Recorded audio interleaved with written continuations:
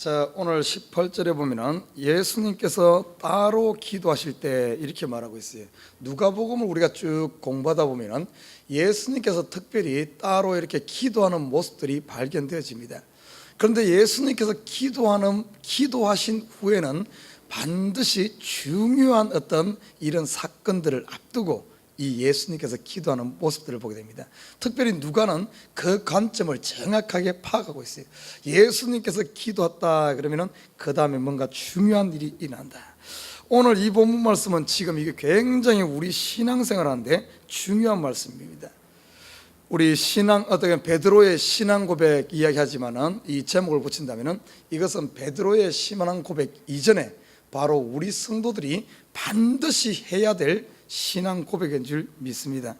자, 오늘 본 말씀에 일어난 이 사건, 오늘 여기서는 이 장소에 대한 개념이 나오지 않지만은 똑같은 본문이 마태복음과 마가복음에도 등장하고 있습니다.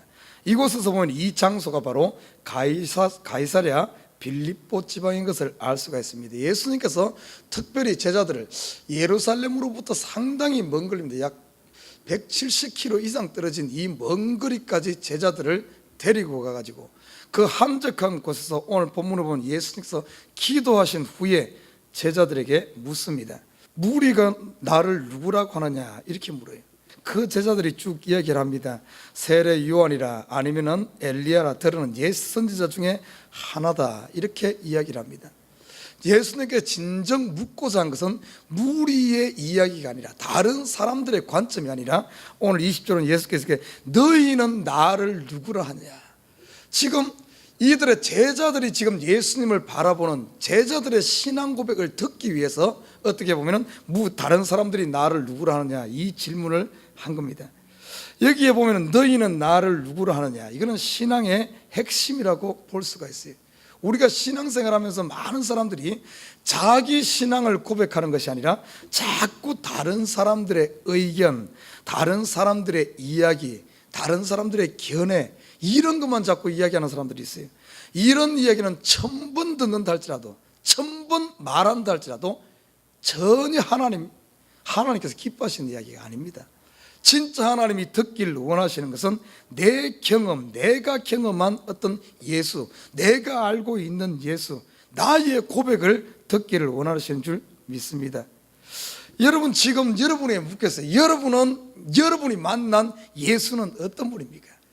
너희는 나를 누구라 하느냐.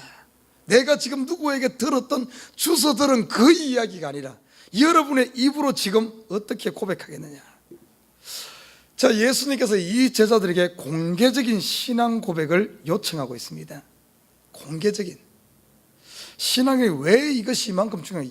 이 일이 얼마나 중요했으면 예수님께 특별히 제자들만 데리고 그 멀리까지 가서 아니면 오늘 본문에 보면 누가의 관점으로 봤을 때 기도하고 오늘 이것을 물었을까?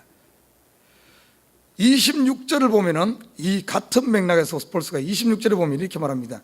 누구든지 나와 내 말을 부끄러워하면 인자도 자기와 아버지와 거룩한 천사들의 영광으로 올 때 그 사람을 부끄러워하리라. 만약에 이걸 또 다른 성경에 어떻게 말하면 너희가 만약에 나를 시인하면, 다시 말해 너희가 바르게 신앙 고백을 하게 되면 나도 천사들과 하나님의 영광으로 올 때 너희를 시인하리라 이렇게 말하고 있습니다. 공개적인 신앙 고백을 요청하고 있어요. 그런데 우리가 그 당시 시대상을 한번 살펴보면 이들이 공개적으로 예수 그리스도를 고백하고 시인하게 되면 그들 앞에 기다리고 있는 것이 뭔 줄 압니까? 바로 핍박입니다. 핍박과 환난이 기다리고 있어요. 그럼에도 불구하고 제자들에게 공개적인 신앙 고백을 요청하고 있는 겁니다. 이것은 어떤 의미가 있는가? 우리 믿는 사람들이 반드시 이 신앙 고백을 해야 하는 이유가, 이 시대 많은 사람들이 예수를 믿으면서도 신앙 고백을 하지 않고 그냥 혼자 어떻게 보면 숨어지는 경우가 너무나 많습니다. 이래가지고 이거 신앙 고백한 것과 공개적인 신앙 고백이 있는 것과 없는 것의 차이가 뭔 줄 압니까?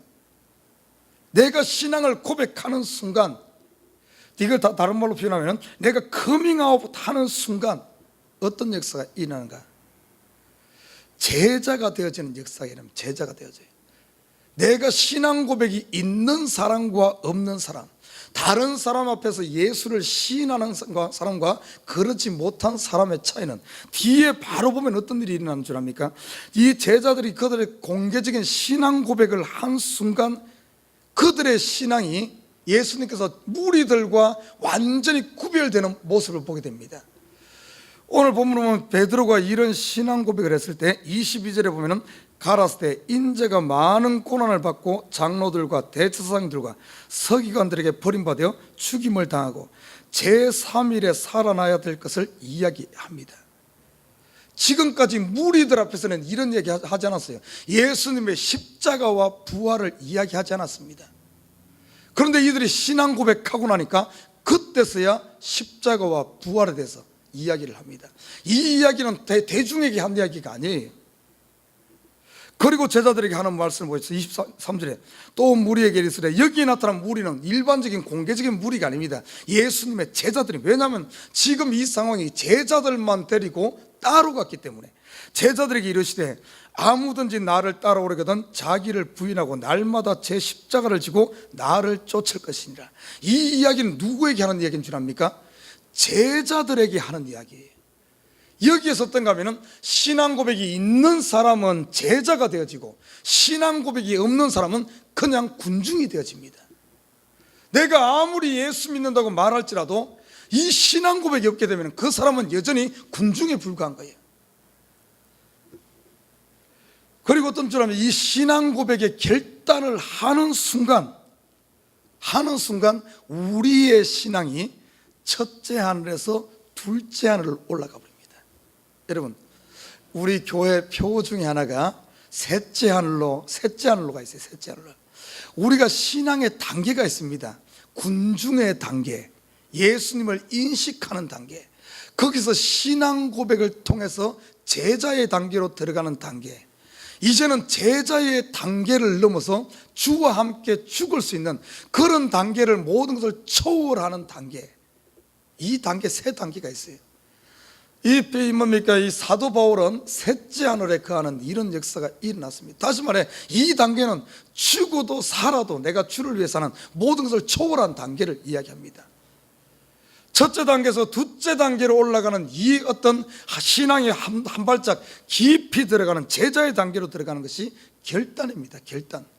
아무리 내가 많이 이렇게 한다 할지라도 이 결단이 없으면 되질 않아요. 그래서 이 사도 바울은 로마서에 뭐라 그러는가 하면 마음으로 믿어 의에 이르고 입으로 시인하여 구원에 이르느니라. 이 단계가 마음으로 믿어 의에 이르는 그냥 그렇게 가지고 있는 그 단계와 구원에 확정적으로 이르는 단계, 이 단계는 다른 단계라는 겁니다. 사단이 가장 두려워하는 것 중에, 사단이 어떻게든 우리 성도들의 길을 막는 것 중에 하나가 뭔가 하면 신앙 고백을 못하게 합니다. 신앙 고백하는 순간 아무리 빛을 비추면 뭐합니까? 빛이 아무리 크면 뭐합니까? 이 빛을 등경 아래에 둔다든지 말로 덮어두게 되면 어떻습니까? 이 빛은 있으나 마나한 거예요. 있으나 마나한 것. 그런데 이 빛을 비춰서 이것을 그냥 등경 위에 말 아래 두지 않고 이것을 등경 위에 두는 순간 어떤 역사가 있납니까? 만민에게 비치게 됩니다. 이 신앙 고백이 바로 이 빛을 등경 위에 두는 것과 똑같습니다.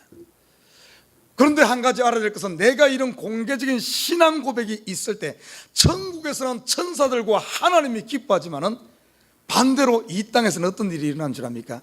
사단이 두려워 떨기 때문에 그때부터 사단의 엄청난 핍박이 있습니다.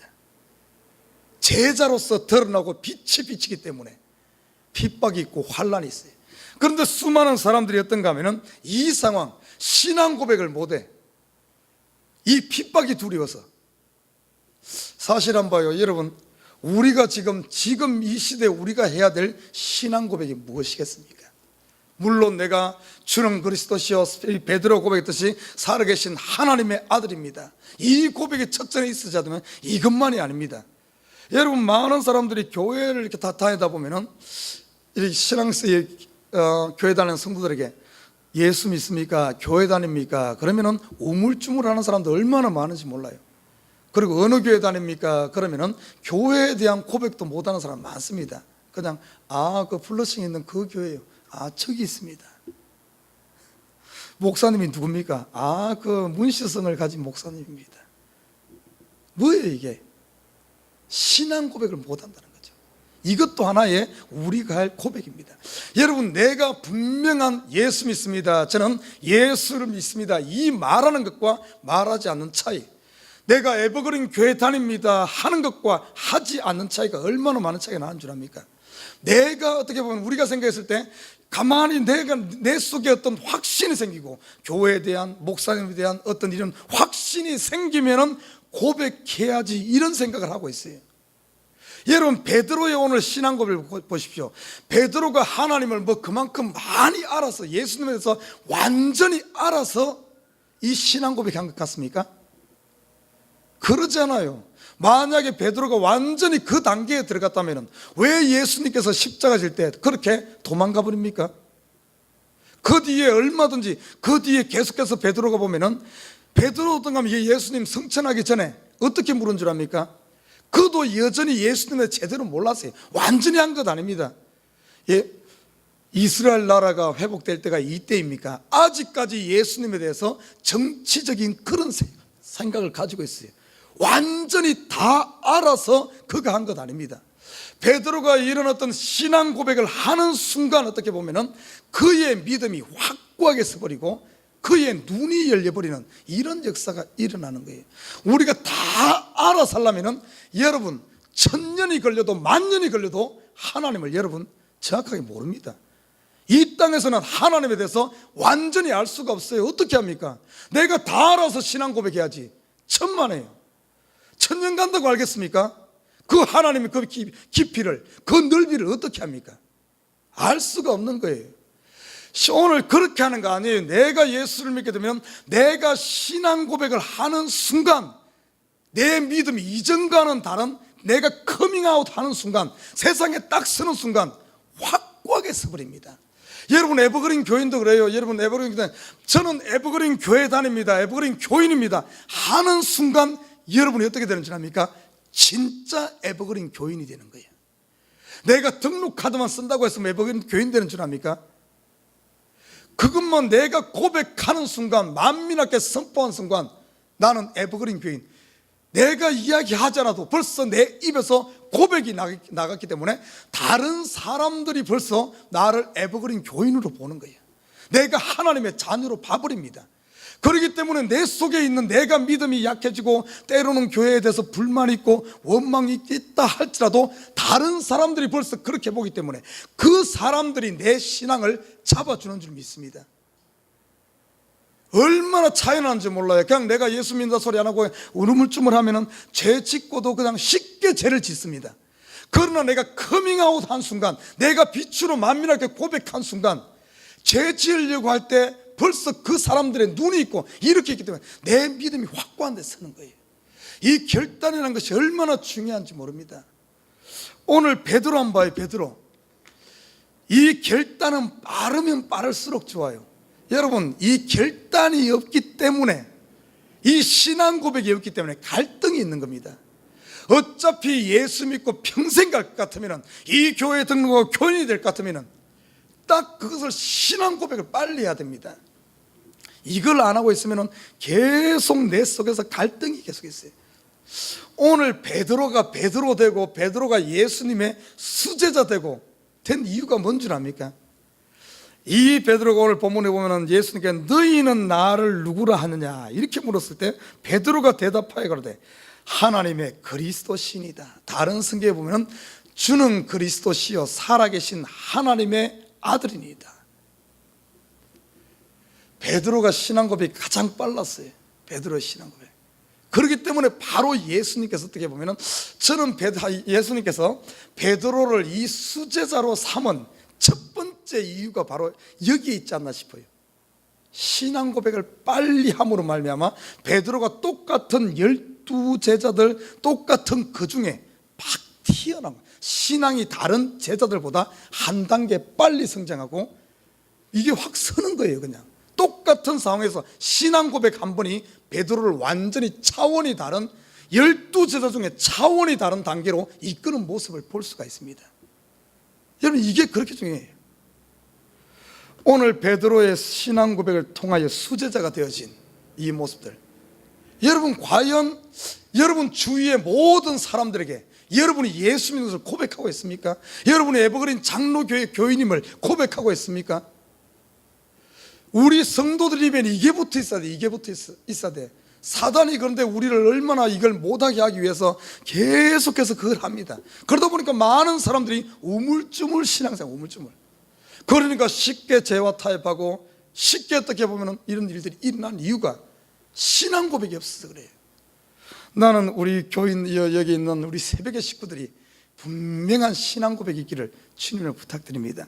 갈등할 때 이걸 고백하는 순간 더 이상 여러분 주위에서 그랬잖아요. 한번 봐요. 교회 다니는데도 교회에 대한 분명한 그것을 이야기하지 않으면 수많은 주위에 있는 교인들이 우리 교회 가자, 우리 교회 가자. 교회 다니는데도 우리 교회 가자, 우리 교회 계속 이럽니다. 그러나 내가 분명히 나는 에버그린 교회 다닌다 말하는 순간 더 이상 어디 교회 가자 이런 말 안 할 거예요. 왜냐하면 교회 다니는 확고하게 거기 있었기 때문에.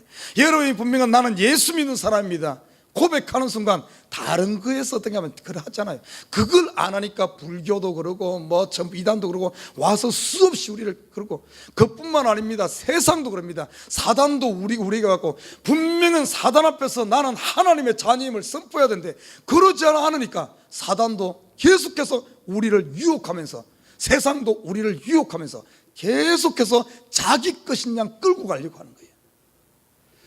세상과 나를 구별시키는 것이 먼저 이 신앙 고백입니다. 오늘 베드로의 이 신앙 고백이 중요해요. 그래서 우리 성도들은 이것이 신앙 고백은 빠르면 빠를수록 좋아. 빠르면 빠를수록. 아직까지 목사님 제 마음에 이것이 확신이 안 섰어요. 여러분, 확신 안 설수록 만민 앞에 공포하시길 주님을 부탁드립니다. 확신이 안 설수록 이것을 해야 돼. 이 확신 안 사람 평생 가도 확신 못 가져. 내가 예수님 다 알고 나서 해야지 천만에 평생 가도 모른다니까요. 하나님의 세계를 알면 알수록 어떤 줄 압니까? 더 몰라. 더 모릅니다. 목사가 더 알 것 같아요. 천만에요.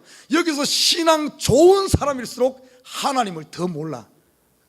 오히려 신앙이 이제 감 믿은 사람일수록 자기가 하나님 다 알고 신앙의 세계 다 아는 줄 알아. 한번 들어가 봐요. 알면 알수록 하나님의 그 오묘하심과 그 깊이를 이해할 수가 없어요. 이해할 수 없어. 욥이 신앙이 없어서 하나님을 몰랐습니까? 아니에요. 욥이 신앙생활 그렇게 많이 했는데 알면 알수록 모르겠는 거예요. 내가 여기서 행해도 하나님이 옆에서, 하나님 옆에 있는데도 내가 모르겠는 거예요. 하나님 앞에 계신데도 내가 모르겠는 거예요. 왜냐하면 지금까지 상식으로는 분명히 하나님 앞에 내가 이렇게 살면은 하나님께서 복 주고 잘 되게 할 줄 아는데, 내가 지금까지 하나님 앞에 이렇게 성실하게 하나님 앞에 잘 믿었는데 자기에게 환난이 왔거든요. 그것도 오히려 안 믿는 사람보다 더 큰 환난이 온 거예요. 이해할 수 없는 겁니다. 이해할 수가 없어요. 여러분, 내가 하나님을 알면 알수록 더 하나님의 그 오묘하심과 그 놀라우심에 대해서 모르는 것이 더 많아. 더 하나님 앞에 더 나가게 되고 갈급하게 되고 더 기도하는 줄 믿습니다. 이 사실을 알아야 돼. 그래서 여러분 의심 생긴다고 나는 몰라서 신앙 고백하는 거 아니에요. 분명히 내 속에 예수란 그것이 들어오면 만민 앞에 신앙 고백을 탁 하는 순간, 교회에 대해서 확신을 가지는 순간, 자신감을 가지는 순간, 자랑하는 순간 우리의 신앙이 이전과는 다른 한 단계 탁 올라가는 새로운 세계가 열리는 줄 믿습니다. 오늘 제자들에게 예수님께서 새로운 세계를 열어줘.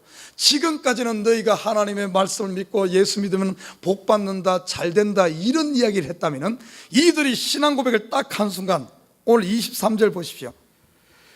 22절부터 보면 어떤 얘기를 하는가 하면 예수님의 죽음에 대해서 이야기하는 거예요. 십자가를 3일 만에 살아날 부활에 대해서 이야기를 합니다.